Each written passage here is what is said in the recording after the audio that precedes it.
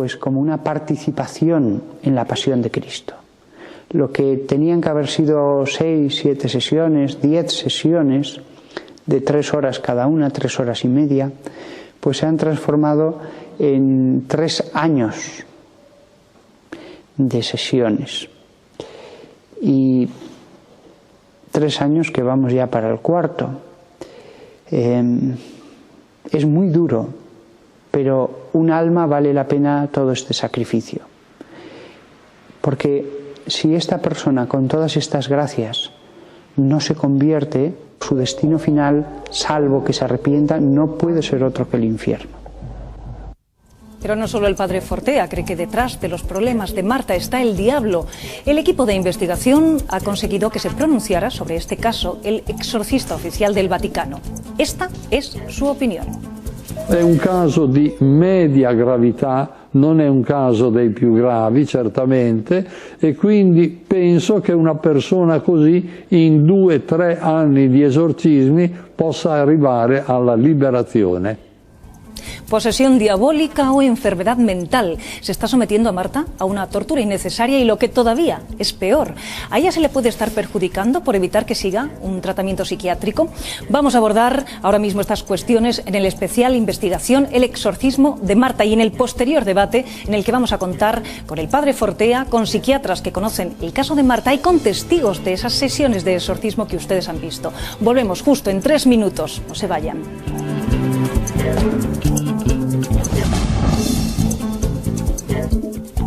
Muy pocas veces una cámara de televisión ha podido grabar un exorcismo real. Esta noche van a ser testigos de este estremecedor ritual. Su protagonista es Marta, una chica de 19 años que desde hace 4 está siendo sometida a estas prácticas. El especial investigación El exorcismo de Marta, elaborado por El Mundo Televisión, recoge en exclusiva imágenes escalofriantes de las reacciones de esta joven ante las prácticas del sacerdote para liberarla del demonio. Se trata de un documento único que les va a impresionar. Les dejo, por tanto, con El exorcismo de Marta.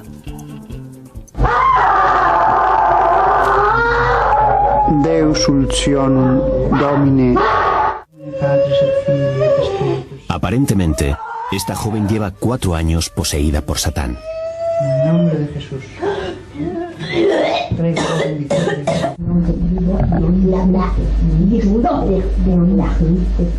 Supuestamente habla otras lenguas y a veces levita.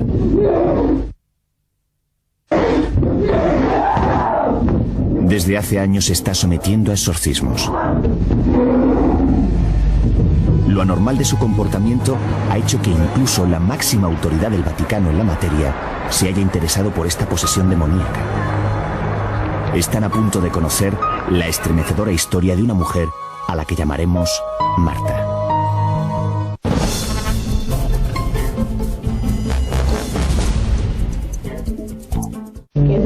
Parece una chica normal, una estudiante más, una joven sin problemas, pero no es así.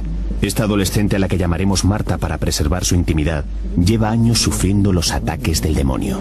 ¿Cuánto tiempo llevas así? ¿4 años? Junto a María, su madre, ha recorrido parroquias y centros médicos de toda España buscando ayuda desesperadamente. Ahora, todas sus esperanzas están puestas en este hombre. Los sacerdotes tenían el poder de exorcizar, pero esos sacerdotes no iban a usar ese poder. No querían usar ese poder porque ellos no creían que existiera el demonio.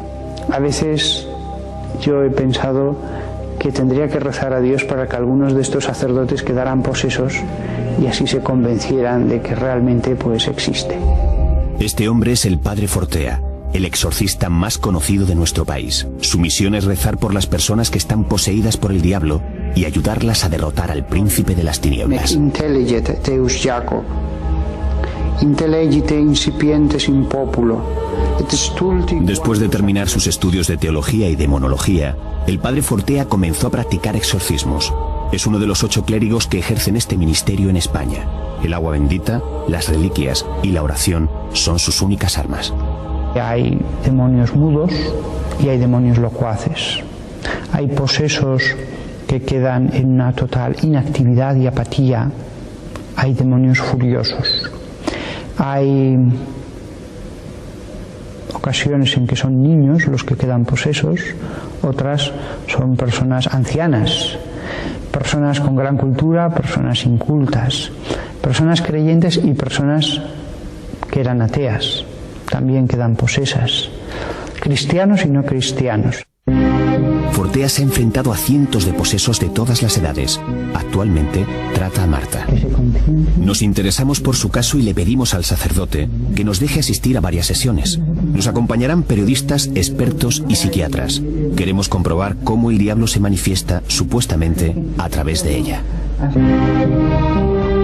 Nos citamos con el sacerdote en un barrio situado a las afueras de Madrid para dirigirnos a la parroquia Nuestra Señora de Zulema, el lugar donde se realizan los rituales.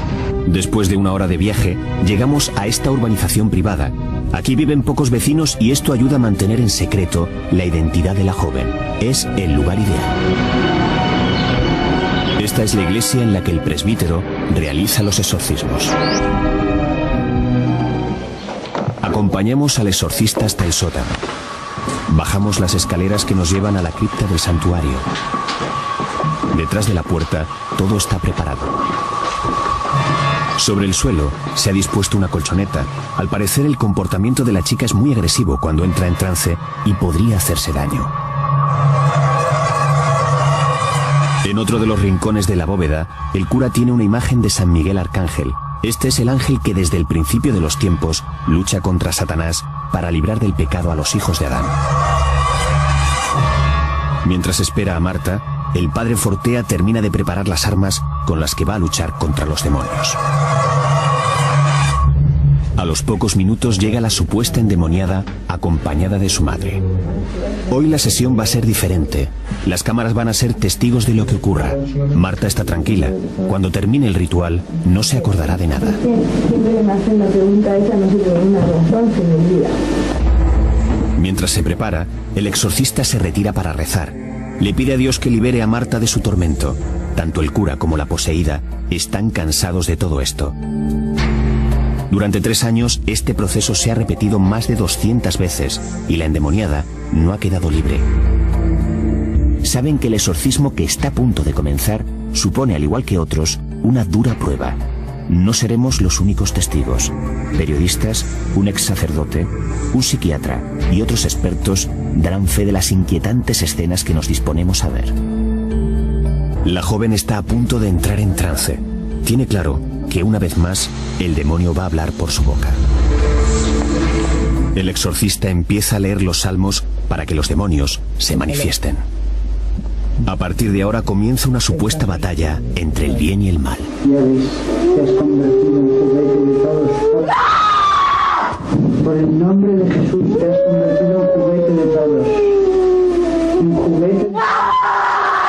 Ya te lo he dicho, y es glorificaciones de... Tuve, la verdad, una mezcla, una primera reacción de asombro, una mezcla de ridículo, o de decir, bueno, pero esto, esta patochada, ¿qué significa, no?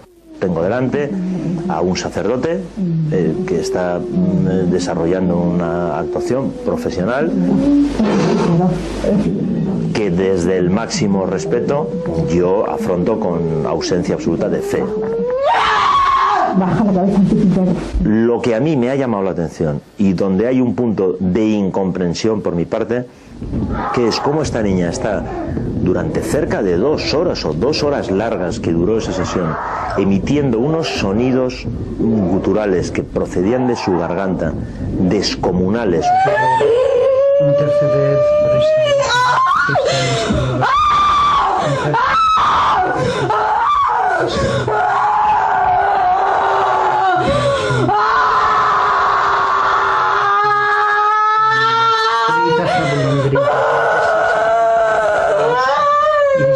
Parece increíble, pero ya no es la chica extrovertida y simpática con la que hemos hablado hace unos minutos.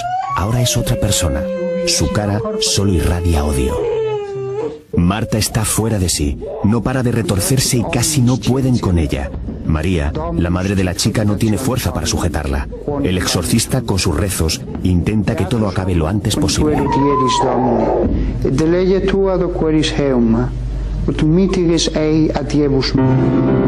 En un momento determinado, el padre Fortea decide darle la Sagrada Comunión a la niña. De esta forma, el cuerpo de Cristo debilitará al demonio que se aloja en ella y será más fácil expulsarlo. En el nombre de Jesús, mira a Jesús. Mira a Jesús.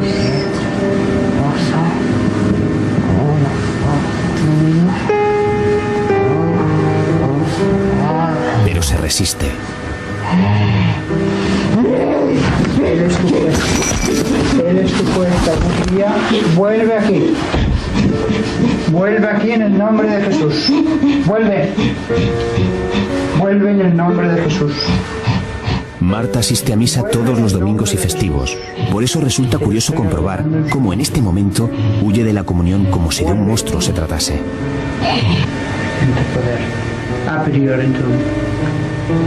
Al final, sucumbe a la orden del clérigo y se acerca a comulgar.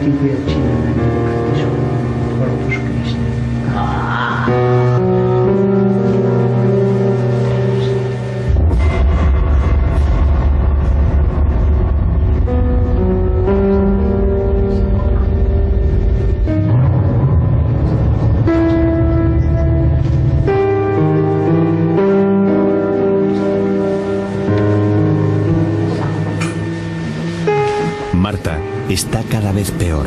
Le ha cambiado la voz. Tiene los ojos en blanco. Lo que más me llamó la atención, aparte de todo este tipo de cosas, es que en un momento determinado la chica se puso levitando en la colchoneta, estaba tumbada en una colchoneta verde y se levantó como unos centímetros, no podría decir 5 o 10 centímetros del suelo durante unos segundos, tampoco puedo calcular cuánto tiempo, pero se levantó de la colchoneta y permaneció en horizontal durante esos segundos, ¿no? Sí, todo ese tipo de manifestaciones me lleva a pensar que realmente se trata de una posesión diabólica. Para el padre Fortea, lo peor es el agotamiento mental. La presunta endemoniada lleva más de 30 minutos en trance. El maligno, supuestamente, sigue dentro. No soy digno de que entres en mi casa.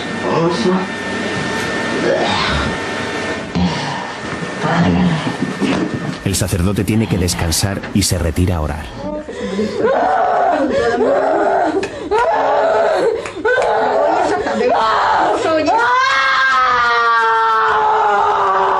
María, la madre, es de la misma convicción. Está segura de que Dios permite su sufrimiento para que se salven las personas que intentan hacerle daño a Marta.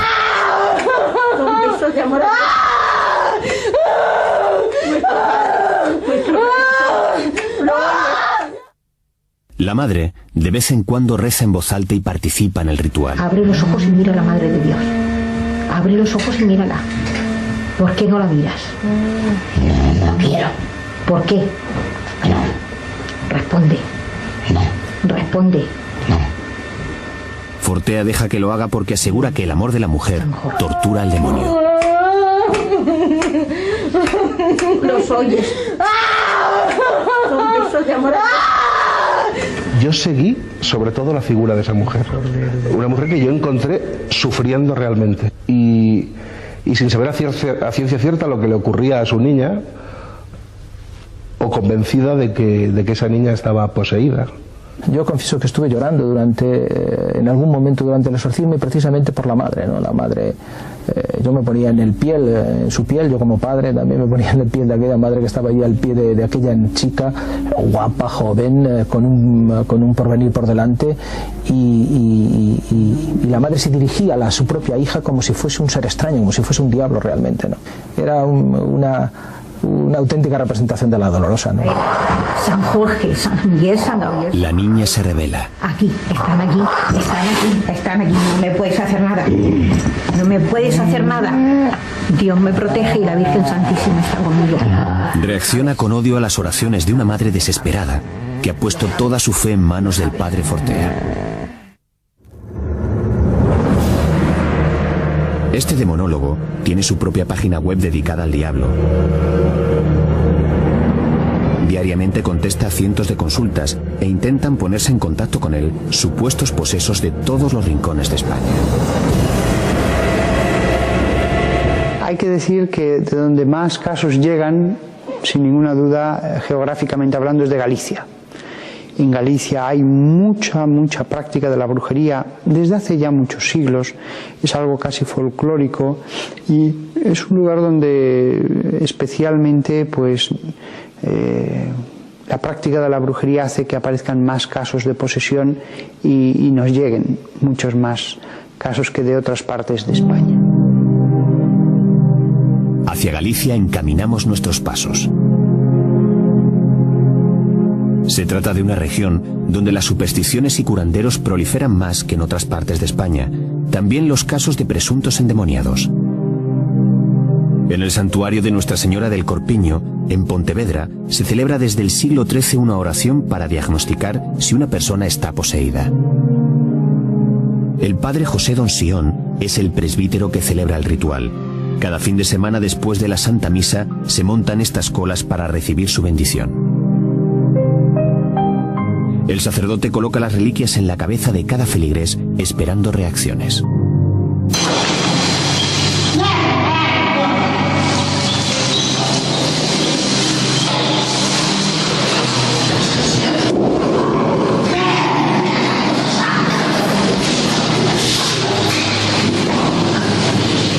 Después de la imposición de las reliquias, la tradición exige pasar de rodillas por debajo de la imagen de la Madre de Dios.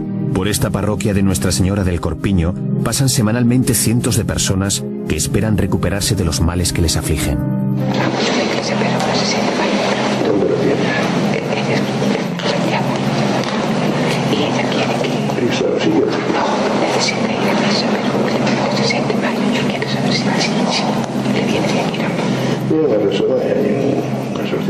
Sí, ya hace muy poco tiempo que vino la madre con una chica y entonces yo le pregunté a la chica, ¿viste la ouija? Dice, sí. Y dice, la madre, ¿qué es eso? Ese es un juego que hacen los niños. Y en esto ya, bueno. ¿Quién eres? No me toques. ¿Cómo no te voy a tocar? ¿Qué haces a la niña? ¿Quién eres? 6666. Pero el fenómeno de la posesión y los exorcismos se está dando en todo el mundo, no solo en nuestro país. Estas inquietantes imágenes provienen de Francia. Hace unos años, las cámaras filmaban esta sesión de exorcismo. Este hombre lleva varias horas en este estado. Según los sacerdotes, se trata de síntomas inequívocamente demoníacos. Después de haber pasado por un examen médico, la única solución posible ha sido un exorcismo. No puede ignorarse que la propia Iglesia defiende, admite y mantiene estas prácticas. Tiene repartidos más de 200 exorcistas por todas sus diócesis con la única misión de atender a los endemoniados.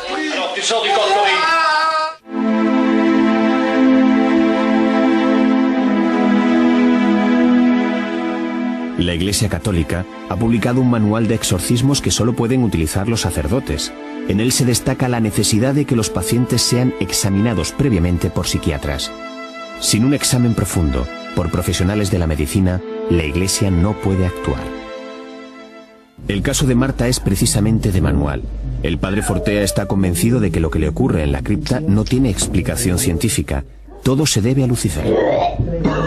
Antes de buscar una solución en lo espiritual, María llevó a su hija a la consulta de diferentes médicos. Nadie fue capaz de mejorarla.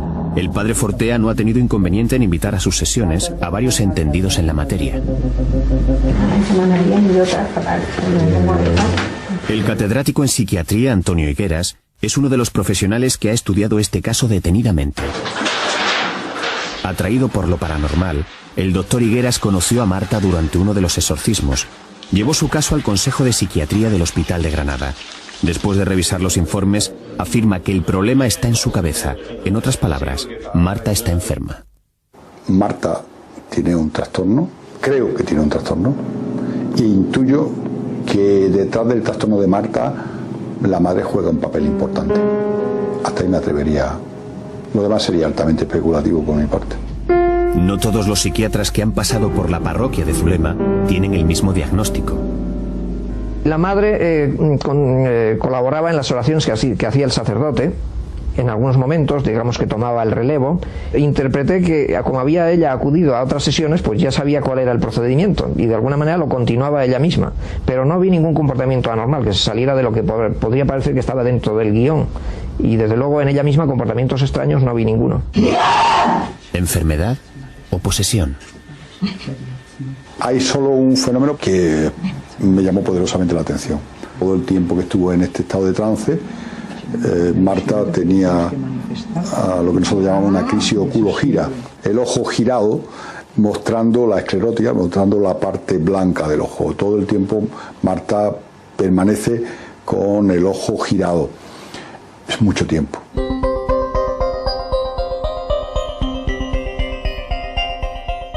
Lo cierto es que en los últimos años no son pocos los casos de presuntos endemoniados en las consultas psiquiátricas. Los hospitales tienen cada vez más enfermos. Si no se observa nada paranormal, se diagnostican las supuestas posesiones como enfermedades mentales. Así está tipificado en el libro de psicopatología de la Organización Mundial de la Salud, Patología de la Posesión. Para algunos expertos, el problema reside aquí. En esta parte del cerebro se encuentra el lóbulo frontal. Es la zona que controla todas las emociones de la persona, junto con el hipotálamo. Una alteración por estrés continuado puede producir trastornos de personalidad.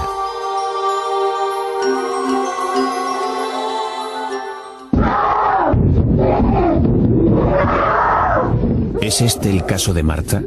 ¿Está enferma? La respuesta para la Iglesia no admite duda. Está endemoniada. El padre Fortea asegura que la joven adivina sus pensamientos, incluso que ha dicho cosas que solo él sabía. Otra prueba significativa para Fortea está en la escritura. El cura asegura que es el demonio el que escribe con la mano de Marta.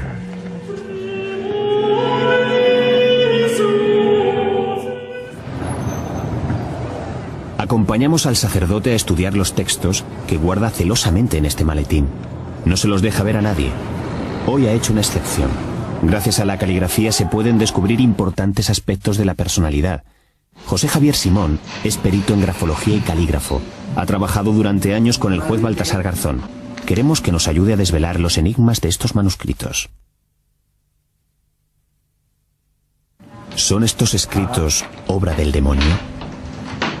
La grafología, simbólicamente, en la parte superior, pues es las ideas, lo espiritual, y la parte inferior es lo material, lo sensual, tal. Entonces, digamos, arriba estaría situado simbólicamente el cielo y abajo el infierno. Entonces, toda la letra va hacia abajo, curiosamente. Hay unos escritos que son más positivos y otros negativos.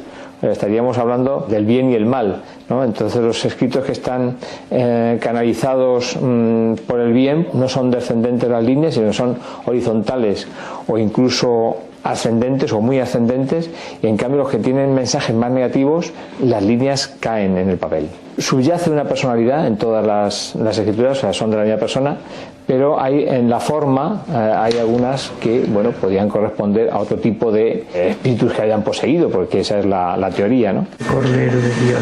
Volvemos al exorcismo. Marta lleva ya 1 hora en trance. En el nombre de Jesús,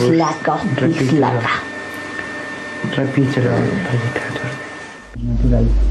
Comienza a balbucear palabras ininteligibles. Como más tarde se verá, Marta podría hablar lenguas muertas, idiomas que desaparecieron a lo largo de la historia. En cualquier caso, lenguajes que es imposible que un adolescente conozca. Oren Free es israelí. Este hombre es experto en lenguas semitas. Habla 5 idiomas y cree reconocer los sonidos que emite Marta. Hablo yo hebreo y árabe, también conozco el arameo y no me parece nada que habla este idioma. Francés e inglés tampoco, nada. Solo lo que he visto y creo que habla Yiddish. Yiddish es un idioma que hablaba hasta ahora en Europa de Este, la comunidad judía, que para guardar su dialecto, su idioma como secreto cerrada, era este idioma. Paradójicamente, Marta, una chica extremadamente religiosa, se revuelve como una fiera ante los símbolos sagrados. El mero hecho de la invocación a los santos por parte de Fortea o los besos que le dan al crucifijo le hace daño.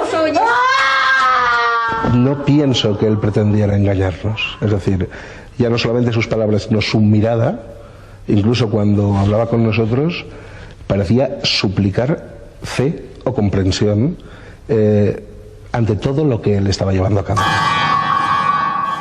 Después de casi 2 horas de sesión, el exorcista decide llevarse a Marta ante una imagen de la Virgen María. De una manera extraña, Marta empieza a sufrir temblores. Le resulta insoportable estar ante la Virgen. Para los especialistas es una prueba más de comportamiento demoníaco. En mi opinión, era un caso claro de posesión diabólica, porque está diagnosticada por un experto en la materia de la Iglesia Católica.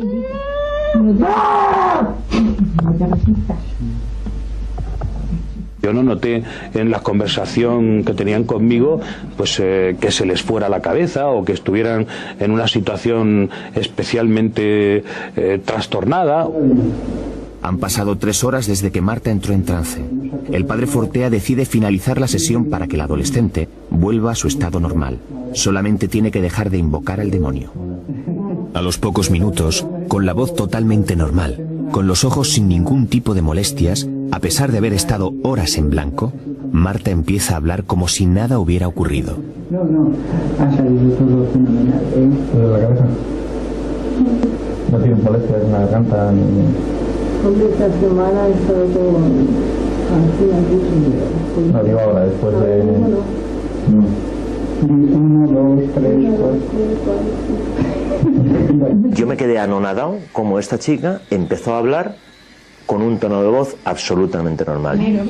Pero cuando todo parecía haber terminado, el padre Fortea nos quiere hacer ver una vez más su poder, su control de la situación. Tras colocarle la mano en la cabeza, Marta se transforma.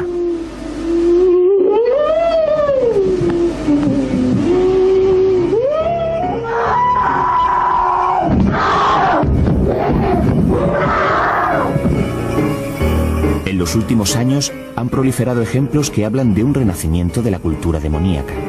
Las sectas satánicas, la brujería y los ritos que llegan de Centroamérica y África son otros casos de adoradores de Satanás. Ya es posible saber más sobre el oscuro mundo de las sectas satánicas. Una reportera consigue que la acepten en la logia de Baphomet. Este hombre dice ser este demonio reencarnado. Esa es la logia.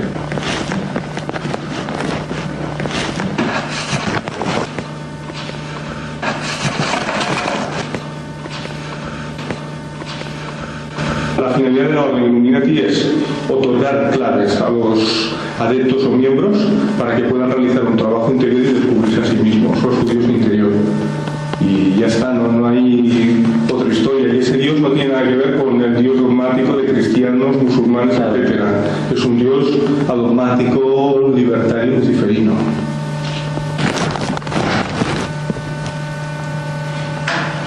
Ya, eso es lo de tiempo. Ese es el Baphomet. Fíjate que todo es simbología iniciática, ¿eh? Como es arriba, es abajo. Todo es femenino, masculino, masculino y femenino. Hoy va a ser su día. La van a vestir para la ceremonia que la convertirá en un miembro más de los Illuminatis. ¿Esta que es la capucha?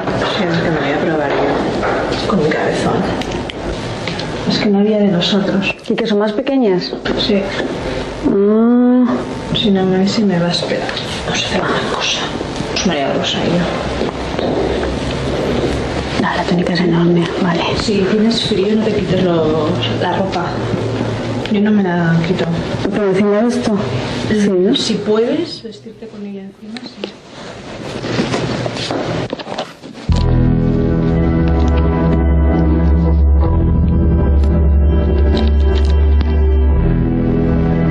Este es el siniestro aspecto de estos discípulos del maligno.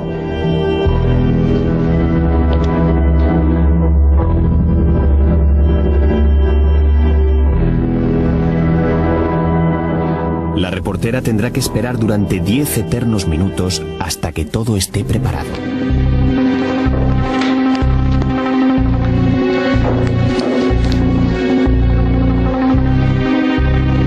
Babiela, oh santuario de la luz y la sabiduría, estás presente en nosotros. Oh grandes maestros y superiores desconocidos de la orden Illuminati, Alan Wiscow, Cagliostro, Aleister Crowley, vuestra presencia y misterios permanecen en nosotros. Zion, Zion, Zion. Te alabamos, mente cósmica, te alabamos, Baphomet. Para los demonólogos, cualquier acercamiento a estas sectas implica un serio riesgo de posesión. Para la ciencia, en cambio, es una vía para llegar al psiquiátrico, una carrera hacia la locura. Podremos discrepar en algo donde está el máximo bien o donde no, pero desde luego en que alguno se aliste en las filas del mal, realmente eso yo creo que atenta contra su propia dignidad, su propia identidad como ser humano, etcétera, ¿no? Es decir, supone un retorcimiento interno tremendo, ¿no? Destructivo para la propia persona, en primer lugar. Hoy las entradas más solicitadas al jardín de Satanás se encuentran en Internet. Las sectas utilizan la red para captar adeptos. Son webs perfectamente especializadas. En este foro solo escriben adoradores de Satán. En este otro foro, de Lucifer. Miles de jóvenes de todo el mundo contactan para compartir sus experiencias con el que ellos llaman su señor, el príncipe del oscuro. Pero la policía e investigaciones periodísticas han llegado a otras conclusiones. Tras esta fachada se esconde un submundo de sexo, drogas y violencia en el que se mueven los adoradores de Belcebú. Esto está conectado con la violencia. Algunos chicos muy jóvenes, como el asesino de la Katana o las niñas asesinas de Cádiz, son personas que cuando se investiga los crímenes que han llevado a cabo, se les ve conexiones con este tipo de adoraciones demoníacas. En el caso del asesino de la Katana, pues es un chico que en su habitación tiene solo 2 libros y uno es Ave Lucifer. Uno de los casos que mayor inquietud y hasta terror sembró en España fue el de Almansa. Los periódicos dieron la voz de alarma. En septiembre de 1990, la sanadora Rosa González puso en marcha un macabro ritual para liberar a su hija del demonio. ¿Te arrepientes de lo que ocurrió? Es que no sé lo que pasó. Me he arrepentido, me he preguntado el por qué. Muchas veces. Pero es que no lo sé. Y el no saberlo supongo que es lo que me deja seguir viviendo. Si no, no podría vivir. Rosa sacó a su hija de la cama de madrugada y le dijo que estaba embarazada del maligno. Después de tenderla en el suelo, obligó a la pequeña de 11 años a que abriera las piernas. Primero le introdujo los dedos en la vagina, luego una mano y después la otra. Entre llantos y desesperados gritos de dolor, la niña intentaba liberarse de las ayudantes de la madre.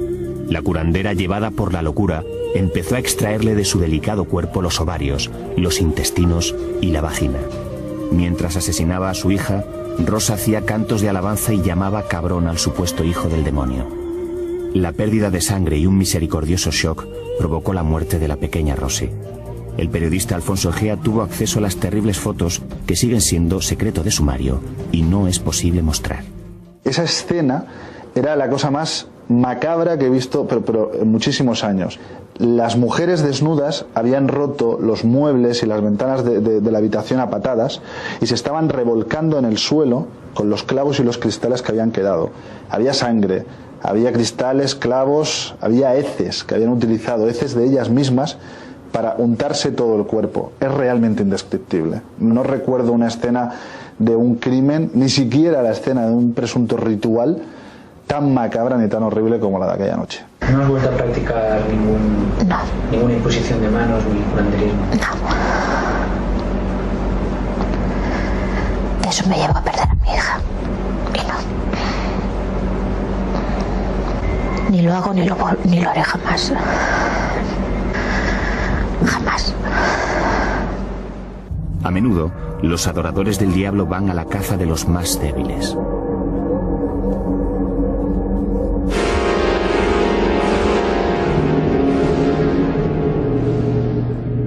Son imágenes reales. Esta mujer va a ser sacrificada ante la atenta mirada de los miembros del grupo. Después de un lavado de cerebro, los obligan a que sirvan a Satanás, realizando sacrificios humanos. Desgraciadamente, este caso no es un hecho aislado. Cuerpos de seguridad y expertos coinciden. Gran parte de las personas desaparecidas han podido ser captadas para estos fines. Muchas veces están convencidos de lo que hacen. Los que no están convencidos, los que saben que es una farsa, eso lo dejan para otros. Son otros los que tienen que mancharse las manos de sangre. Pero cuando un ser humano decide acabar con la vida de otra persona personalmente, es porque está muy convencido de lo que está haciendo. La Iglesia se ha pronunciado claramente. Entrar en el mundo de las sectas satánicas conlleva un grave peligro, el de ser poseído. Es el caso de Marta. Sus contactos con una de esas sectas le abrió, según Fortea, la puerta al diablo. Por vez primera, el sacerdote se refiere a un elemento nuevo que late bajo este asunto, el del sexo. La razón por la que entraron fue que había un chico de su clase que estaba obsesionado con esta chica, obsesionado sexualmente hablando. Todas las semanas, él y la secta satánica a la que pertenecía invocaban al demonio para que entrara en ella. Nosotros sacábamos demonios cada semana, pero ellos hacían que entraran demonios también cada semana. La lucha de Marta con el diablo se alarga ya demasiado. Decidimos dar un paso más para entender y descifrar su caso. Nos ponemos en contacto con el Vaticano. Volamos a la ciudad eterna. En la diócesis de Roma vive el exorcista más reconocido del mundo. Llegaremos a él gracias a las gestiones de esta mujer, la periodista Paloma Gómez Borrero. Lleva 27 años informando desde la Casa de San Pedro. Acompañó a Juan Pablo II en todos sus viajes y conoce desde hace años a Benedicto XVI. Para ella la existencia del diablo es un dogma de fe, es decir, una verdad revelada por Dios. Nos adentramos con la periodista en la ciudad papal. Paloma nos va a presentar al padre Gabriel Amor, al que el Papa Pío XII le pidió que dedicara su vida a luchar contra Satán. Él aceptó. Desde entonces han pasado 40 años en los que ha realizado más de 20.000 exorcismos. Actualmente es presidente de la Asociación Internacional de Exorcistas. Paloma le ha contado nuestro caso. Nos encontramos ante el exorcista más prestigioso del mundo y la oportunidad es única. Le volevamo far vedere un video de un sacerdote español que está facendo un esorcismo a una ragazza da 3 años. Queremos aprovechar los minutos que se nos concede. Mostramos al Padre Amor el vídeo de Marta para que valore si se trata realmente de una posesión diabólica. En la sala solo se escuchan los gritos de la supuesta posesa. La máxima autoridad de la Iglesia Católica en materia de exorcismos observa con atención las imágenes de la niña. Sarebbe interessante sapere se questa ragazza è stata interrogata e quali sono le risposte del demonio. Por experiencia, este sacerdote sabe que no todos los casos que le llegan son endemoniados. Solo 1 de cada 100 es una posesión diabólica. El resto suelen ser trastornos mentales. Por eso hay que mostrarse cautos. Una gran parte, la grande maggioranza, non hanno nessun male di carattere malefico. Esperamos con impaciencia el veredicto del Padre Amor sobre el caso de Marta. Por fin obtenemos una respuesta clara y contundente. Para el exorcista romano no hay duda. La adolescente está poseída. È un caso di media gravità, non è un caso dei più gravi, certamente, e quindi penso che una persona così in 2-3 anni di esorcismi possa arrivare alla liberazione. Es muy raro poner al Padre Amor frente a una cámara. Un lembo della stola. Por eso queremos aprovechar esta oportunidad para saber más. Le preguntamos por los fenómenos sobrenaturales a los que ha tenido que enfrentarse. Para nuestra sorpresa, no duda en enseñarnos su particular museo. Con las manos temblorosas por la edad, el canónigo empieza a mostrarnos los objetos que han vomitado muchos posesos en medio de las sesiones. Questi sono formati nel momento in cui escono dalla bocca. El padre nos muestra pilas, clavos, mecheros y todo tipo de objetos metálicos. Para el Vaticano, el tema de las posesiones demoníacas es algo muy serio. En el año 1972, Pablo VI hacía público que el humo de Satanás había entrado en la Iglesia de Roma. Años más tarde, lo confirmaba Juan Pablo II. ¿Qué quisieron decir con esta frase? ¿Cuándo y de qué forma entró Satanás en la Iglesia de Pedro? El Papa actual Benedicto XVI sigue la misma línea. En una audiencia general animó a los exorcistas a seguir trabajando en este ministerio. En el corazón de la Iglesia de Pedro se toman las decisiones más importantes para el pueblo de Dios. Una de estas decisiones ha sido la puesta en marcha de una escuela de exorcismos para curas y laicos, la Regina Apostolorum. En esta universidad estudian cientos de seminaristas de todo el mundo. Desde hace unos años, en las aulas de esta prestigiosa facultad de teología se imparten cursos para luchar contra el demonio. Según los responsables del centro, debido al prestigio de la universidad y la calidad de los cursos, hay una gran demanda de exorcistas procedentes de casi todos los países del mundo. En el interior de la clase, el demonólogo analiza el comportamiento de Lucifer como si de un asesino en serie se tratase y explica cuál es el perfil de sus adoradores. La tentación de hacer un mal, la tentación de hacer una mala palabra, la tentación de omitir un bien. Es decir, esa tentación real de todos los días es donde quizás actúa más el demonio, es donde más tenemos que enfatizar. Nuestro viaje a Roma nos depara una conclusión clara. En la cuna del cristianismo, el diablo no es un asunto del pasado ni de leyenda. Es real y se preparan a diario para luchar contra él. Tras 15 días regresamos a Zulema, con la confirmación por parte de Roma de que Marta está endemoniada. Que merecería la pena después recorrer cada una de sus etapas donde puedo argumentar desde mi óptica el trastorno. Lo vamos a hacer desde luego a lo largo de este debate. Es muy importante la opinión del doctor Higueras porque él ha asistido en primera persona a esas sesiones de exorcismo como Manuel Aguilera. Manuel, de todo lo que tú has podido ver en esas sesiones, ¿qué te ha impactado más? ¿Qué te ha llamado la atención? Como director del reportaje yo he intentado ser escrupuloso y diligente y que se escucharan múltiples voces de las personas que han acudido a los exorcismos, pero de lo que yo he visto como testigo, como ciudadano, como periodista, yo no he visto nada sobrenatural.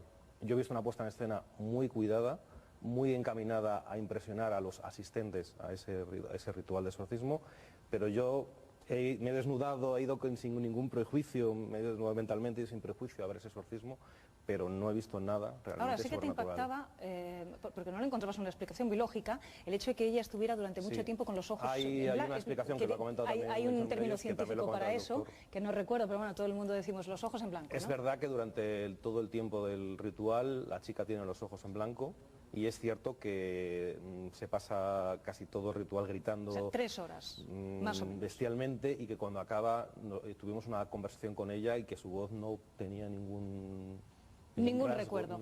Vamos a hacer una cosa, les voy a pedir brevedad a todos para que se queden claras sus posturas desde sus disciplinas científicas. Gustavo Bueno, ¿cuál es su opinión? Yo creo que hay que felicitar al Mundo Televisión por este reportaje porque nos ha presentado un documento muy interesante por lo que voy a decir. Tiene dos partes, una es la parte final que ha mezclado un montón de cosas que no van directamente al asunto, pero yo creo que la parte interesante es demostrar cómo un presbítero que está al cargo de una parroquia puede participar en una ceremonia como la que hemos visto, porque aquí se da el caso de un triángulo que es necesario que se den los 3 personajes, que es la madre, que es la víctima y que es el exorcista. Es decir, sin exorcista no habría esa víctima, porque hay que partir del supuesto de que no hay demonios, no hay posesión ninguna, es absolutamente gratuitas las explicaciones que ha dado el ciudadano Fortea, Cebulón, etcétera, etcétera, no solo en Ludum, en las endemoniadas de San Plácido en Madrid también ejecutó, todas quedaron preñadas del exorcista y en aquel momento la Iglesia lo que hizo fue apartar al exorcista a otro sitio y se curó el asunto.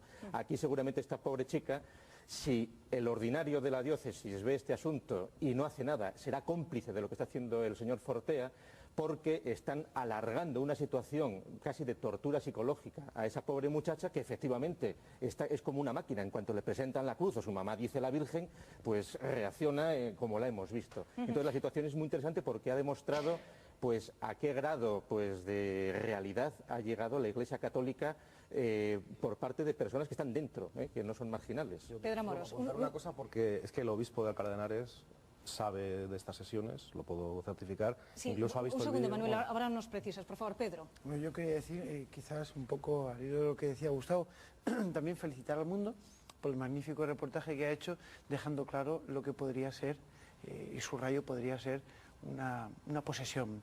Creo que el mundo de la posesión demoníaca, posesión espiritual, es una cosa factible, una cosa que desde luego, desde el punto de vista de las creencias, antropología sobre todo, metiéndonos en terrenos antropológicos, desde luego puede ser probable, ¿no?, en determinadas culturas. Aquí me cuesta mucho creerlo, y es verdad, porque me cuesta creerlo, porque las cosas que se ven así, yo he estudiado muchos casos similares a este, y de verdad que cuando me he acercado a alguno de ellos me cuesta, pero indudablemente si los expertos dicen que algo hay, es que debe de haber algo. Luis, sencillo. Digo que antropológicamente se explica en todas las culturas esta clase de fenómenos, sobre todo cuando el grupo o una persona induce unos esquemas de comportamiento que sobreactúa a la víctima. Y entonces cuanto más se le lleva un crucifijo, cuanto más se lleva a la Virgen, cuanto más se intenta imponerle un símbolo religioso, más se realimenta esa actitud negativa. Pero vamos paso a paso. Una cosa es el fenómeno y otra cosa es la explicación metafísica, de si es un demonio, un espíritu o qué es, o el inconsciente. Ajá, vamos a dejarlo ahí. Ahora quiero que vean cómo intentamos desgranar, digamos que paso a paso, esta historia. Yo quiero que se fijen en esta secuencia, en casa y aquí, en el estudio. Verán. Interceder por esta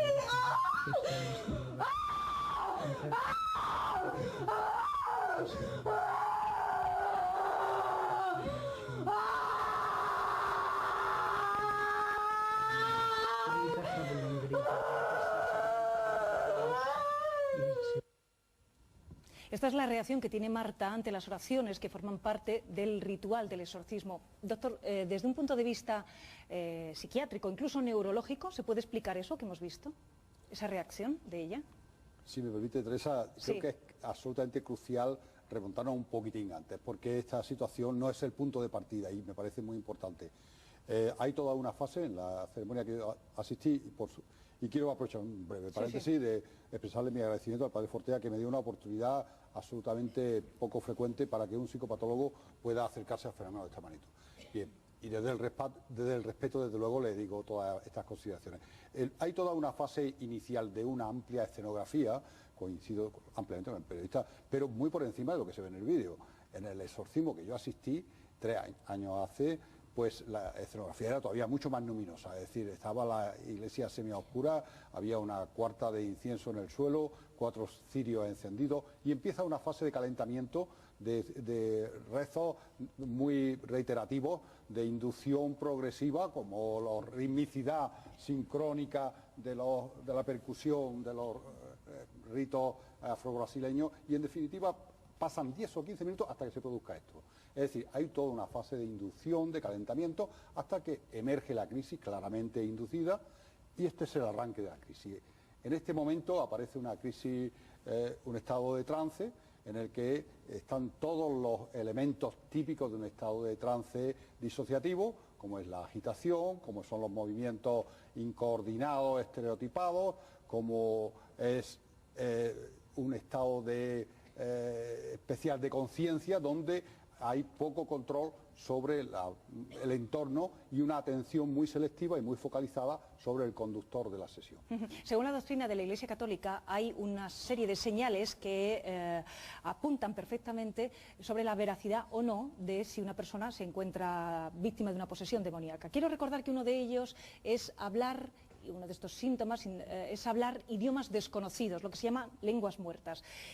Ese es uno de los aspectos que se apunta en el reportaje, por eso me gustaría que pudiéramos a lo mejor recuperar las imágenes en las que se ve a Marta hablando no solo un idioma desconocido, sino escribiendo, bueno, unos grafismos que no se sabe muy bien qué son. ¿Eso a qué ahí lo estamos viendo? ¿Eso se puede considerar, padre, entiendo, por usted, un síntoma de posesión diabólica, no? Bueno, lo que sabemos que nos induce a pensar que es una posesión es todo el conjunto de circunstancias, signos, historia, etcétera, etcétera, manifestaciones ante determinados estímulos, todo el conjunto nos lleva a estar seguros. Eso es solamente un elemento más. De todas maneras, yo quisiera, porque aquí van saliendo muchas cosas, responder brevísimamente a algo que se ha dicho por parte de varios. Si estoy yo seguro de que existe la posesión, además de porque lo dice la Biblia, y eso es suficiente, es porque casos como el de ella, exactamente igual como el de ella, con oraciones a veces se han curado en una sesión o en 2 o en 3, llevando años de psiquiatras. O sea, aquí los psiquiatras, y por supuesto no el doctor Higueras, al que tengo un magnífico y auténtico respeto, pero otros psiquiatras más desconocedores del tema pueden llenarse la boca hablando de esto es lo otro, esto es lo demás aquí, lo demás allá. Pero esas personas, cuando tratan estos casos, y lo digo con toda sinceridad, con toda la autenticidad de un sacerdote que ha dedicado parte de su vida a esto, son tratados por los psiquiatras durante años, 10 años, 5 años, y al final viene la familia y me dice: padre, haga algo porque no lo han curado. Y en una sesión, por favor, déjeme acabar. Escuche, no es un reality show esto, es una discusión entre entendidos, por lo cual yo acabo y le daré la palabra. Bueno, lo que vamos a hacer es pues vamos a hacer una cosa, Gustavo, bueno, Luis, sencillo, pero justo después de un consejo que les vamos a dar rapidísimo, porque bueno, hay muchas preguntas que quedan en el aire. Quiero que hablemos del papel de la madre también, que es muy importante. Quiero que me expliquen a qué se puede deber, si no, esa especie de levitaciones, si obedecen a algún fenómeno físico. ¿Por qué podría hablar esa niña de esa manera? Me ha interrumpido en la frase final. Padre, me voy con un consejo. Bueno, dígame la frase y nos vamos a dar un consejo. La frase final es que después de todo eso, a veces con 1, 2, 3, 5 sesiones, a veces un año, a veces 2, se acaba todo. Solamente quiero decir eso y después podemos discutir lo que sea. Volvemos enseguida, hasta ahora.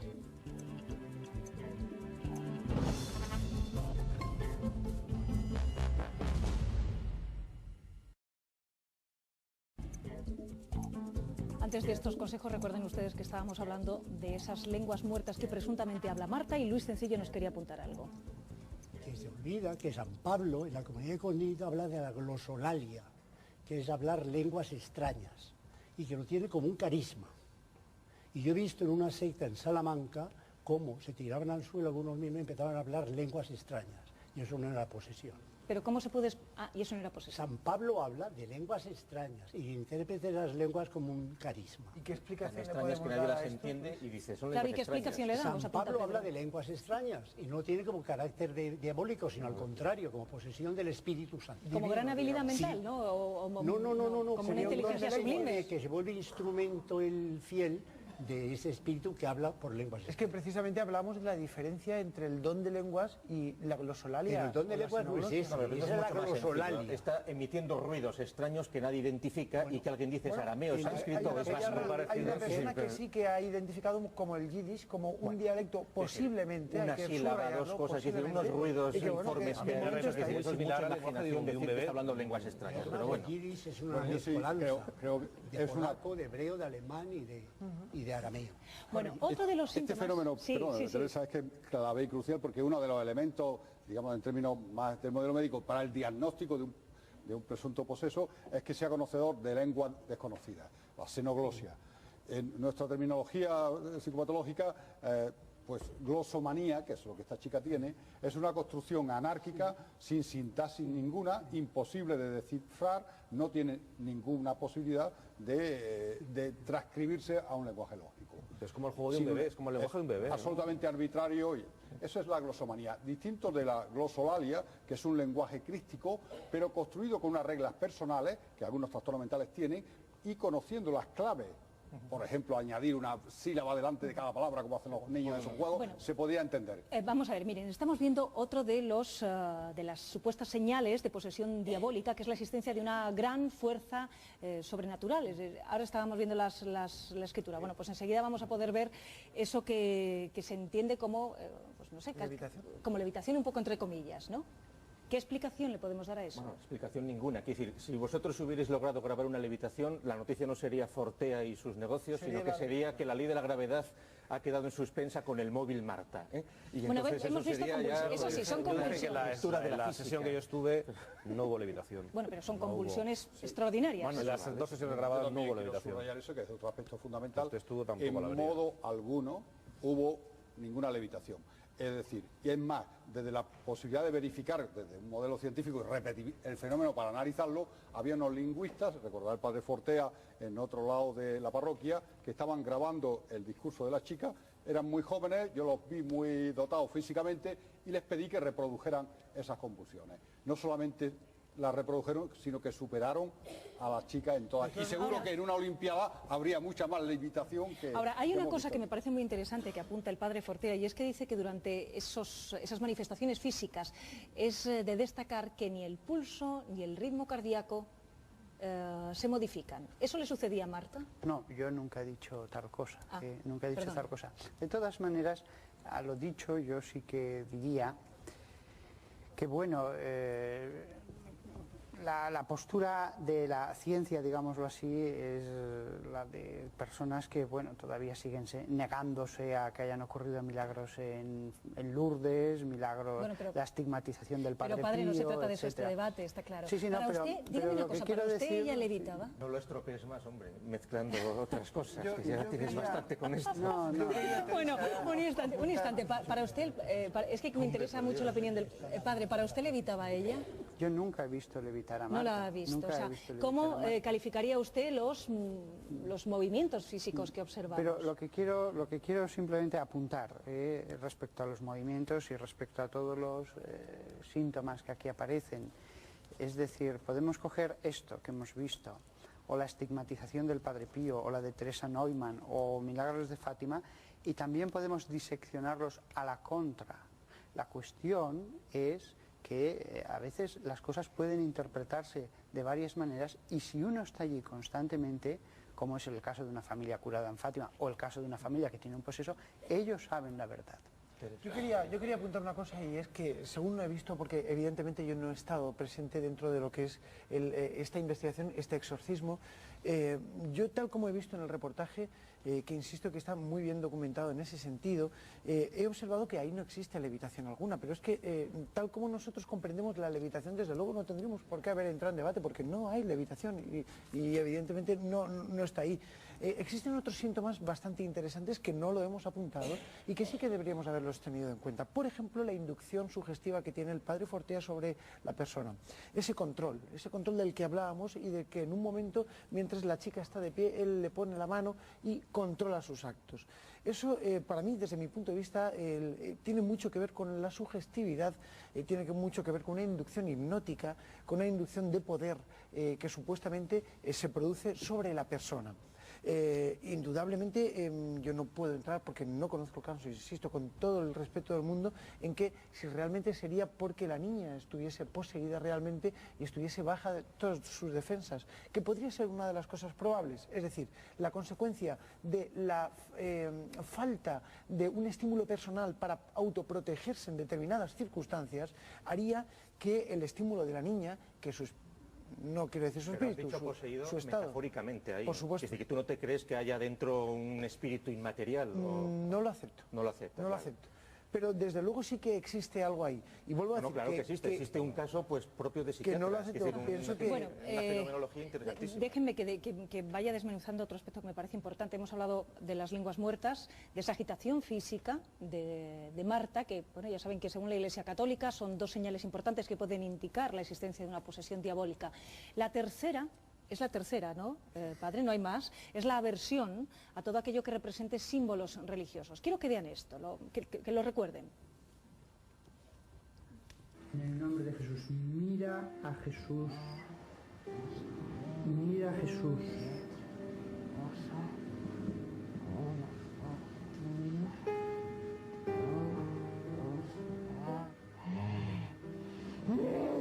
Él es tu juez. Él es tu juez. Algún día vuelve aquí. Vuelve aquí en el nombre de Jesús. Vuelve. Vuelve en el nombre de Jesús. Padre, usted le está mostrando una copa, sí, y la hostia, sí, para realizar una comunión. Ella muestra siempre ese rechazo ante cualquier símbolo, cualquier mención religiosa. ¿Era una forma o una hostia consagrada? Era una hostia consagrada, entiendo. No, podía no serlo. ¿No? Es decir, es para ver el grado de sacrilegio al que llega el padre Fortea. Es decir, que acercar una hostia, una forma consagrada a una persona que no está en condiciones de recibirlas es muy dudoso teológicamente. ¿Respondo a esta interrupción? Sí. Sí. Usted, que evidentemente no es perito en esta materia, debo decirle que casi tan perito como tú. Es decir, yo no soy presbítero, pero conozco todo lo que hay que conocer. Perfecto, bien. Si conociera los rudimentos, sabría que los prenotanda, es decir, las instrucciones básicas en el anterior ritual, el que ha estado vigente hasta el del 98, una de las cosas que decía es que si el poseso puede recibir la Eucaristía porque está confesado, que puede recibirla. O sea, eso es el ABC. Pero está eso es el suponiendo ABC. que está posesa. Mira, es que... No, usted ha dicho una cosa, yo le respondo, no, Sí, no pero vamos a ver, tema, habéis repetido 3 veces que la opinión de la Iglesia Católica es muy variada, y te voy a poner un ejemplo. El Compendio Salmaticense de Moral. Estos casos son clásicos en la historia de la Iglesia. Cuando recomendaba lo siguiente cuando iba a confesarse una persona de que estaba posesa. Una energúmena que decía que había tenido trato carnal con el demonio en forma de macho cabrío, por ejemplo. ¿Cuáles eran los consejos que el Compendio Salmaticense de Moral daba al confesor? Decía, comete 2 pecados distintos. Uno, de bestialidad, por haber yacido con un animal de otra especie. Y uno segundo, de superstición, por creer que ese macho cabrío era el demonio. Es decir, el grado de racionalidad que existe en la Iglesia Católica es mucho más notable de que está dejando ver este señor.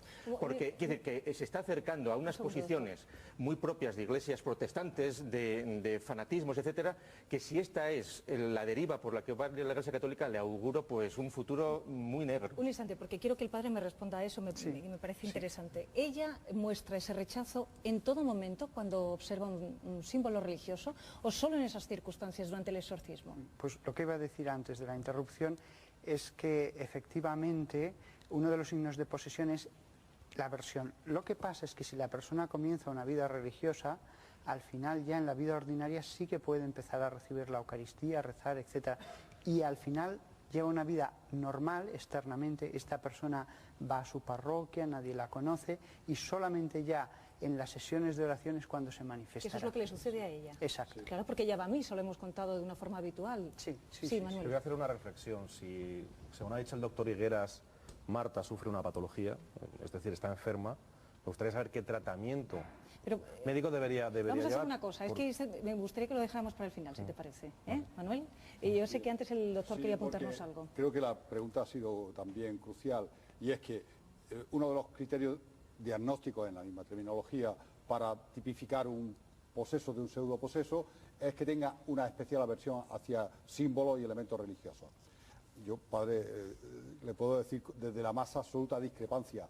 No solamente Marta no tiene aversión, sino cuando entramos en aquella iglesia, Marta y yo, pues la inundación de elementos religiosos era masiva, es decir, Biblias, cruces, hisopos, y Marta estaba absolutamente tranquila. Posiblemente yo, desde era la primera vez que entraba en ese ambiente tan sobrecogedor, estaba más impactado. Quiero decir, de aversión no tenía ninguna. Pero he dicho durante la exorcismo. Déjeme terminar.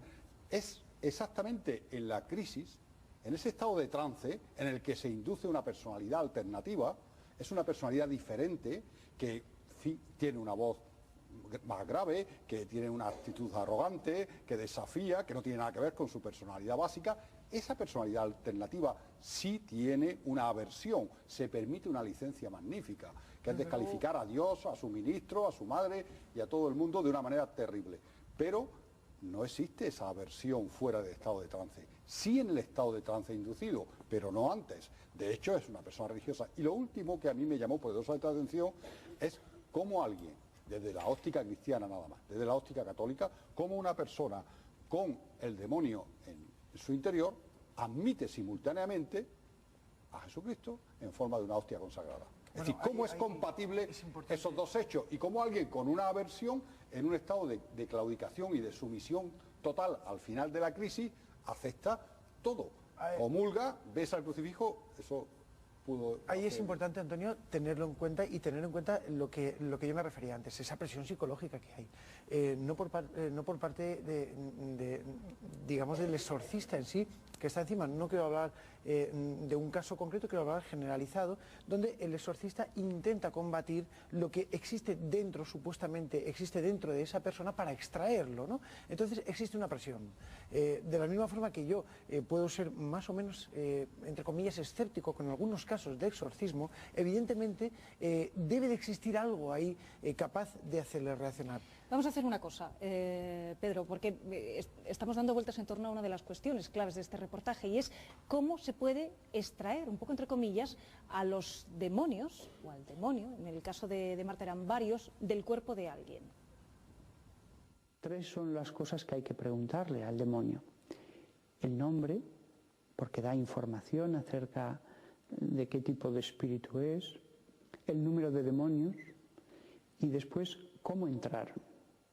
También conviene preguntarles, a veces lo responden, a veces no, qué hay que hacer exactamente para que salgan. Han escuchado ustedes al padre Fortea. Yo no sé si ha podido responder a todas esas preguntas que nos apuntaban en el reportaje, padre. Bueno, sí, conocemos bien cómo comenzó todo, cómo se desarrolló, se le han hecho preguntas y lo que sabemos simplemente es que hay que perseverar en la oración. El mismo padre Gabriel Amor... Pero ¿cómo entran los demonios en el cuerpo de Marta? De ninguna manera, ni entran ni porque no pueden entrar. Quiero decir, que aquí, no, vamos a ver, aquí se nos está presentando el señor Ortega como si fuera un Linneo de la demonología, preguntando el nombre, el DNI, dónde viven, de dónde vienen. Quiero decir, que es todo un cachondeo. Es decir, francamente. Bueno, hay que, Gustavo, pero sí me gustaría que él por lo menos... No, sí, pero es que se está dando ya por supuesto que están esos demonios. Eso es lo que hay que demostrar. Es decir, esos demonios como seres espirituales, inmateriales, es decir, no están dentro de ningún sitio porque no existen. Es decir, dentro del cuerpo de una persona puede haber un sapo si se lo ha tragado, o puede tener el virus del SIDA, microbios, la tenia o la solitaria, pero no un demonio. Y entonces, si ya empezamos a decir que cabe la posibilidad de que haya un demonio, ya estamos absolutamente falsificando el principio. Bueno, tiene pues que demostrarnos previamente ese permítanme demonio, entonces ustedes que utilice el entrecomillado cómo ha entrado, entre comillas, el demonio o los demonios en el cuerpo de Marta, a su juicio. ¿Tú crees en Dios? En absoluto. ¿Y entonces cómo vas a creer en el demonio? No, pero si es que ni demonio... No, yo no creo en ningún espíritu inmaterial, porque no puede existir. Gustavo. Y entonces, existen dioses, una piedra, en Egipto, el buey Apis, la vaca, no sé qué. Déjenme un segundo, a juicio del padre Fortea, ¿cómo han podido entrar, insisto, entre comillas, esos estamos haciendo antropología, demonios? Estamos Bueno, hacemos televisión. No, pero que aquí el médico está viendo un fenómeno psicopatológico, yo estoy observando. Pero por eso también yo quisiera pues, que escucháramos la opinión antropología del de campo. Bien. Sí. Incluso me gustaría, Gustavo, escuchar al profesor Luis. Enseguida. Me hará más ilusión la variedad. Vamos a ver, Gustavo, incluso hasta desde el mismo punto de vista psiquiátrico es interesante la historia de la historia de cómo se ha producido, vamos a aceptar esta patología, por ponernos en el lado eres del más interesante psiquiatra. tú que Marta. Entonces, a un psiquiatra yo le diría, pues mira, la historia que subyace aquí era un no conocimiento de por qué empiezan a producirse estos fenómenos, fenómenos que ve la madre, la hija no sabe por qué ocurren y que después vamos a constatar en la capilla, parcialmente, pero de forma cierta, y en las sesiones vamos a descubrir que hay una secta satánica detrás haciendo maleficios. Esa es la respuesta. ¿Y cómo entra Marta en contacto con esa Bueno, secta ella satánica? no ha entrado en contacto, pero lo cierto es que sí que está sufriendo una serie de ritos satánicos, lo cual también ha aparecido en todos los rituales de exorcismo desde hace muchos siglos, que esta es una posibilidad de que entre. Y aquí los psiquiatras pueden discutir acerca de qué puede aportar la génesis de esta patología o no. A mí me gustaría escuchar al doctor Higueras y a Luis Sencillo también en otro aspecto, y es que en esta historia hay sin duda un personaje que es clave, muy interesante, que es su propia madre. Hemos hablado de ella ya en alguna ocasión.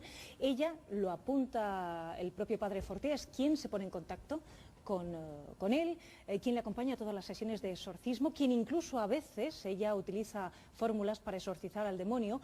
¿Cuál es el papel que tiene esta mujer? ¿Qué influencia tiene en el problema de Marta? Vamos a responder a estas preguntas enseguida. Antes quiero que vean estas imágenes.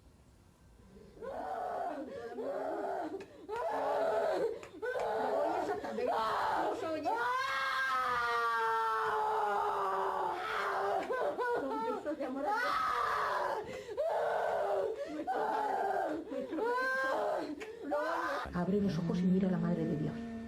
Abre los ojos y mírala. ¿Por qué no la miras? No quiero. ¿Por qué? No. Responde. No. Responde. No. Los oyes. Son besos de amor. Están aquí, están aquí. No me puedes hacer nada. No me puedes hacer nada. Dios me protege y la Virgen Santísima está conmigo. Lo han visto, es la madre hablando a su hija. El doctor Higueras además tiene un conocimiento, yo creo que bastante profundo de esta relación, porque tuvo ocasión de charlar con las dos, de entrevistarse con las dos. ¿Qué le pareció? Sí, si me permite, inevitable, porque hay un corte ahora mismo recién puesto que me parece crucial. La madre es la misma. Su manera de dirigirse a la hija no está en ningún estado especial de conciencia, esa es su actitud fuerte, si quieren con todas las condicionantes, pues algo autoritaria, firme de carácter, mientras que la hija es absolutamente otro personaje completamente diferente. Es decir, en la entrada, cuando tengo la posibilidad de entrevistarla, la chica es una chica prudente, sumisa, delicada, en nada la antítesis a este personaje que emerge. En este corte, Marta se permite decirle a su madre todas esas cosas. Es Marta. Para mí. Y por otra parte, hay una cosa que yo también te quería plantear, Antonio, y es precisamente el momento en el que, en ese reportaje, en ese corte, hemos visto cómo la niña intenta agredir a la madre cuando le está lanzando besos. En ese momento, desde el punto de vista psicológico, yo creo que si realmente no fuera la niña, se produciría una, digamos, una agresión mucho más fuerte. No se contendría lo que es la agresión. Un estado de conciencia disociada y en ese momento se tiene una facilidad para desinhibir todo tipo de reacciones. Pero una cuestión que yo creo que es importante. Esta chica vive en un ambiente absolutamente restringido. Eso es lo que por ahí esa va es yo. la génesis, si me permiten, y esa es la entrada de los demonios. Bajo nuestra óptica, la entrada de una biografía que, de alguna manera, y bastante especulativa por mi parte, porque con 15 minutos de entrevista no se pueden extrapolar tantas conclusiones, pero hay algunos datos interesantes. Esta chica es hija única. Esa madre es viuda. Murió el padre hacía 2 o 3 años. Esta chica había tenido una enfermedad muy grave, que incluso estuvo en una unidad de cuidado intensivo, pues muy cerca de la muerte, por una enfermedad autoinmune que no quiero revelar para no dar datos de la identidad. Pero a partir de esa enfermedad, que fue muy dudosa en su diagnóstico y muy compleja los síntomas, lo que dio un alto lugar a la especulación sobre sus orígenes, ellos tienen un pensamiento muy mítico. De hecho, pensaban que a la hija le habían echado mal de ojo una amiga del colegio con objeto de rivalizar con ella porque le tenía envidia. Bien, después de ese episodio de salir de la UBI, esta chica tiene una dolor de cabeza terrible y la madre, para calmarle los dolores, le hace la señal de la cruz en la frente. Y Marta empieza a tener ciertos espasmos musculares cuando hace la señal de la cruz. Esa es la primera manifestación de aversión hacia todo lo que es un contexto muy restringido, muy aislado, de una alta intensidad de elementos credenciales y con una interpretación muy mágica de todo esto. Creo que ese aislamiento y esa contribución de una madre poderosamente ideologizada y en un ambiente restringido con una enfermedad de por medio pueden dar cuenta de algunas de las cuestiones, aparte de la sumisión y aparte de la posibilidad de liberar toda esa arrogancia frente no solamente a la madre sino a Dios. Van a ver ahora unas imágenes que como mínimo nos dan pistas para pensar. Son los momentos en los que Marta entra en, pasa de una situación de llamada o entendida normalidad a el trance. Ella se transforma, lo verán enseguida, ante las señales que le muestra el padre Fortea. Vean. Ha salido todo fenomenal, ¿eh? ¿Todo de la cabeza? ¿No tiene molestias en la garganta? Hombre, esta semana he estado con... No, digo ahora, después de... Y 1, 2, 3, 4... Lo hago entrar y después se lo doy.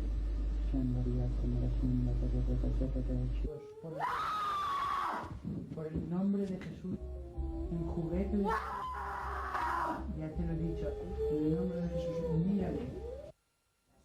Luis, ¿qué opina usted de esa transformación que acabamos de ver? Bueno, la transformación que se da en gente histérica, que sobreactúa, y sobre todo la la aversión a símbolos religiosos, cuando la familia, el grupo que la rodea es tan religioso y tan icónico, evidentemente se explica perfectamente de manera psicológica. ¿Esta cría está Cuando me ha dicho sufriendo? el doctor Higuera hablando de que era muy sumisa, digo, pues ahí está. Yo he tenido pacientes que han venido con la madre, chicas, y la madre así, todo el rato. No la dejaba. Se sentaba en la silla. ¿Está sufriendo esta niña? No, está sobreactuando. Está como drogada, ¿verdad?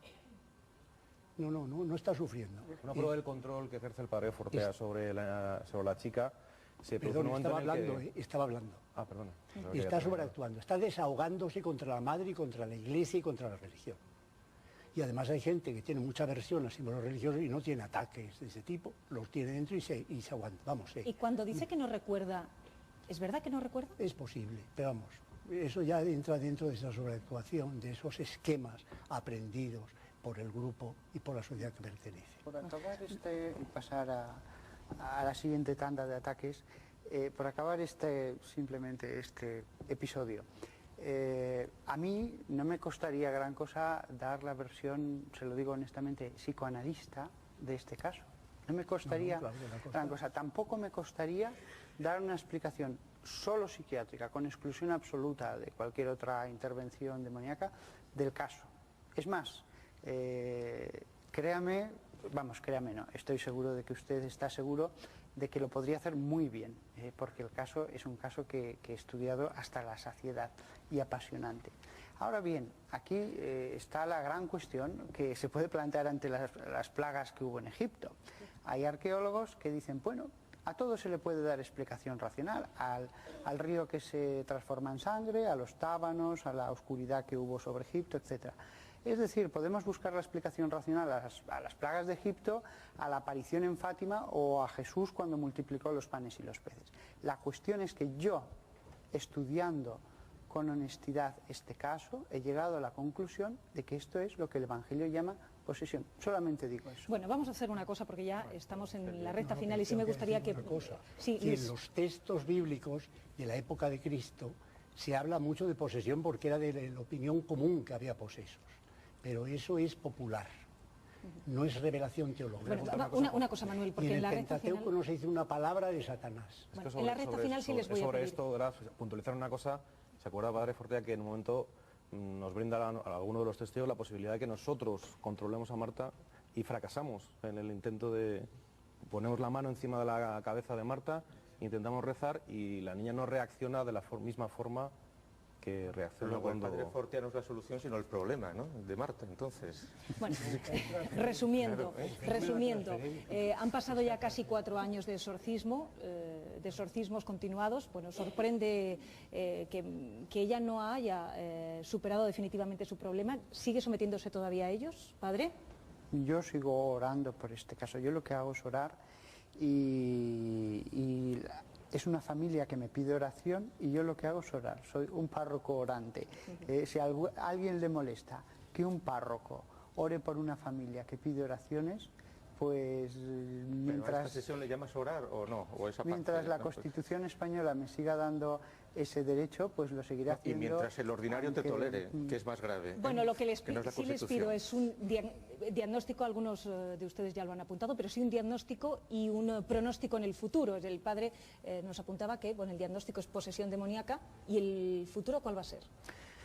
Bueno, el futuro de este caso será como el de tantos otros que han pasado por mi parroquia y por tantas parroquias del mundo. La curación total. Y es verdad que este caso puede oscurecer su diagnosis, pero hay otros casos que es tan patente la acción curativa de la oración que hasta el psiquiatra más escéptico diría, pero si yo he llevado este caso tantos años, ¿cómo usted viene ahora y está curado? Doctor Higueras, el diagnóstico y el futuro. Sí, permíteme, antes del diagnóstico, no me gustaría que el padre Fortea se quedara con el regusto de un ataque masivo, porque en modo alguno...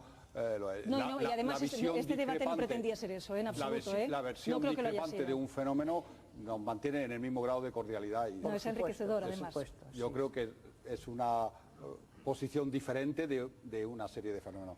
Estoy absolutamente de acuerdo con Luis Sencillo, la histeria es el gran diagnóstico que subyace de manera más genérica en todo lo que es la conversión de problemas de índole más psicológico en manifestaciones muy diversas y muy variadas, porque el universo... Entonces, ¿qué diagnóstico le daría usted? Bien, yo creo que Marta tiene dos momentos bien diferenciados. Los momentos en los que se tiene unos episodios de trance repetidos que llevan 4 años desencadenándose y donde se permite una liberación de impulsos y la emergencia de una personalidad que posiblemente de forma sofocada no emerge en su contexto habitual, eso es una cuestión y eso tiene una tipificación diagnóstica, son estados de trance, son trastornos disociativos de conciencia donde hay una personalidad alternativa. Y luego está Marta fuera de esos episodios, que me gustaría conocer mucho más, y cuál es esa chica en su mundo de relaciones, en su mundo de rendimientos académicos, en otras cuestiones. Creo que hay una idea sobrevalorada, en lo último que estamos llenos de palabras los psiquiatras, la idea sobrevalorada es una idea más sustentada sobre aspectos emocionales que sobre aspectos racionales. Bueno, es decir, una convicción. ¿Necesitaría tratamiento médico? Yo creo psiquiátrico? que Marta, a la vista está, 4 años creo que es un criterio suficiente como para decir, demos paso a otras posibilidades. No tengo ninguna constancia de que haya sido sometida a ningún tratamiento en su entrevista con ella ni con la madre. Creo que se beneficiaría de un apoyo psicológico. Bueno, donde les pido un titular, diagnóstico y futuro. Sí. La solución de esta chica probablemente consistiría en apartarla de ese grupo enfermizo en el que está inserta, que este programa le diera una beca para irse 1 año al extranjero y seguramente se cura, pero vamos, y del todo. De telepatía, iba a pensar en Erasmus como un buen ejemplo. Un Erasmus con orgasmus sería terrible, se cura la niña. Luis Sencillo. Bueno, tenía que decir 2 cosas. Una, que realmente se trata de patología de grupo, la patología inducida por el grupo. Y segundo, que la existencia de Satanás y vamos, de los demonios y menos de la posesión no está en la Biblia. Y en la época de Cristo se hablaba mucho de posesión, pero era una cosa folclórica. No podemos hacer exegéticamente la inferencia de que eso está revelado. Y en concilios, etc., nunca se habla de la existencia de Satanás, se habla de la acción de Satanás, se le da por supuesto, por todo el mundo lo creía entonces, pero no se puede atribuir las formaciones patológicas de los personajes del Evangelio a demonios reales. Pedro Amorós. Sí, desde el punto de vista del exorcismo y de la posesión, creo y confío plenamente en lo que tanto Fortea como las personas cercanas al Vaticano en este caso, y que han tratado y que son verdaderos exorcistas y verdaderos conocedores de lo que sería una posesión, no nosotros, porque ellos sí que lo han estudiado necesariamente y con pruebas, pues son los que deberían de tipificar si es o no es una posesión. Y por otro lado, le diagnosticaría pues ese tipo de trance que don Antonio pues también apuntaba, ¿no? Quizás con una diagnosis o un diagnóstico o un tratamiento, un posible tratamiento relacionado con una hipnoterapia o con un hipnoterapeuta aplicado. Vuelvo a decir que insisto en la confianza, tanto en Fortea como en este caso en la Iglesia. Manuel Aguilera, un último apunte. Yo quiero transmitir una gran preocupación, que estos rituales sean sustitutivos del tratamiento médico.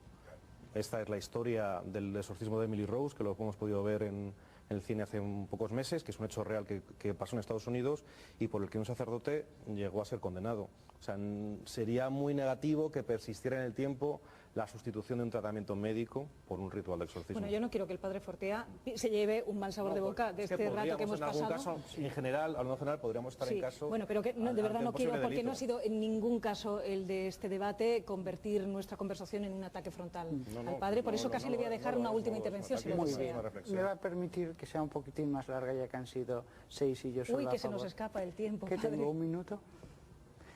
Bien, bueno, yo lo que diría simplemente es que todas las cosas del espíritu, una persona agnóstica puede darles la vuelta como un calcetín, y no importa lo que ocurra por fuerte que sea, porque más milagros que han ocurrido en toda la historia de la Iglesia es imposible. Dios ha sido extremadamente generoso, y una de las manifestaciones del espíritu, no divinas sino demoníacas, es la posesión. Nosotros, todas las personas que me acompañan a mí, es un equipo de 20, 30 personas más o menos, fluctuando, estamos convencidos porque hemos visto tantas cosas que sabemos que la Biblia es cierta, porque la parte negativa se cumple allí delante de nuestros ojos, y eso es una permisión de Dios para la fe. Que después los agnósticos puedan darle la vuelta, yo lo entiendo sus razonamientos, pero yo, que he estudiado esto, creo que la explicación es la que aparece en los manuales de toda la vida en la Iglesia. Bueno, que el tiempo se acaba no es un acto de fe, es una realidad. Así que el nuestro hoy ha llegado a su fin. Eso sí, nos encontramos mañana. Sí, Luis. No soy agnóstico. Ah, vale, lo sé, que es teólogo. Soy ateo, no soy agnóstico. Bueno, en fin, concluimos este tiempo de debate y de conversación. Nosotros nos volvemos a encontrar mañana, lunes, en nuestro programa habitual, 7 días, 7 noches. Que descansen. Hasta mañana. Buenas noches. Gracias a todos, por supuesto. Gracias. Hemos aprendido mucho. Gracias.